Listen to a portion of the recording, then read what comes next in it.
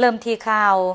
เลขาธิการใหญ่คณะบริหารงานศูนย์กลางภาคประชาชนปฏิวัติลาวประธานประเทศแห่งสาธารณรัฐประชาธิปไตยประชาชนลาวได้ต้อนรับการเข้าเยี่ยมคำนับของสหายหัวหน้ากลุ่มใหญ่เสนาธิการกองทัพประชาชนเวียดนามพ้องรัฐมนตรีกระทรวงป้องกันประเทศแห่งสาธารณรัฐสังคมนิยมเวียดนามพร้อมด้วยคณะ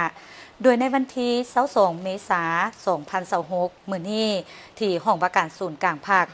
สหายทองลุ้นศรีสุริตเลขาธิการใหญ่คณะบริหารงานศูนย์กลางภาคประชาชนปฏิบัติลาวประธานประเทศแห่งสาธารณรัฐประชาธิปไตยประชาชนลาวได้ต้อนรับการเข้าเยี่ยมคำนับของสหายพลเอกเหวียนเตินเกืองหัวหน้ากลุ่มใหญ่เสนาธิการกองทัพประชาชนเวียดนามห้องรัฐมนตรีกระทรวงป้องกันประเทศสาธารณรัฐสังคมนิยมเวียดนามพร้อมคณะเนื่องในโอกาสที่เดินทางมาเยี่ยมยามและเฮ็ดเวียกอยู่สาธารณรัฐประชาธิปไตยประชาชนลาวอย่างเป็นทางการแต่วันที่22-23 เมษายน 2026โอกาสนี้สหายทองลุ้นศรีสุริตได้ติดราคาสูงต่อการเดินทางมาเยี่ยมยามและเฮ็ดเวียกอยู่สาธารณรัฐประชาธิปไตยประชาชนลาวของสหายห้องรัฐมนตรีกระทรวงป้องกันประเทศเวียดนามพร้อมคณะในครั้งนี้ซึ่งเป็นการประกอบส่วนอันสำคัญเข้าในการหัดแน่นสายพัวพันมิตรภาพความสามัคคีแบบพิเศษและการร่วมมือรอบด้านระหว่าง2ภาค2รัฐ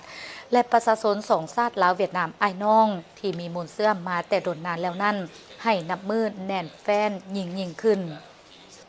สหายพลเอกเหวียนเตินเกืองได้กล่าวแสดงความขอบใจต่อสหายทองลุ้นศรีสุริตที่ได้ให้การต้อนรับอย่างอบอุ่นเต็มไปด้วยไมตรีจิตมิตรภาพแบบดูดดื่มพร้อมทางได้รายงานเกี่ยวกับจุดประสงค์การเคลื่อนไหวเยี่ยมยามและเหตุเวียกอยู่สาธารณรัฐประชาธิปไตยประชาชนลาวในครั้งนี้เพื่อเป็นการประกอบส่วนเพิ่มทวีสายพัวพันมิตรภาพความสามัคคีแบบพิเศษและการร่วมมือรอบด้านระหว่าง2ชาติ2กองทัพ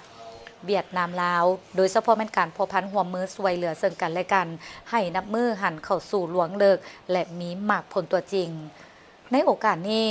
สหายห้องรัฐมนตรีกระทรวงป้องกันประเทศเวียดนามอย่างได้รายงานผลสำเร็จของการเคลื่อนไหวและการพบปะแลกเปลี่ยนบทเรียนคงเขตเวียกงานต่างๆร่วมกับกระทรวงป้องกันประเทศลาวเป็นต้นแมนคงเขตเวียกงานภาคเวียกงานการเมืองที่ได้ร่วมกันจัดตั้งปฏิบัติในระยะที่ผ่านมาและพร้อมกันเอกภาพต่อทิศทางแผนการร่วมมือในต่อหน้าตื่นอีก